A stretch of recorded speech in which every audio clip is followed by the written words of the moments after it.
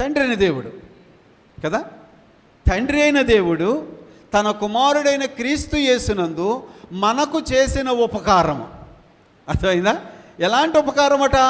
మహాదైశ్వర్యము, నీ ఊహలకు మించిన ఐశ్వర్యము.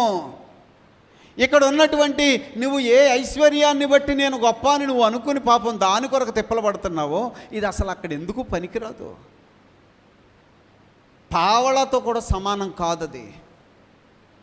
అంత మహాదైశ్వర్యము ఆయన తన కుమారుడైన యేసుక్రీస్తు ద్వారా కృపా మహాదైశ్వర్యము రాబో యుగములో కనపరిచే నిమిత్తము. ఎప్పుడు రాబో యుగం. అదే మన నిరీక్షణ.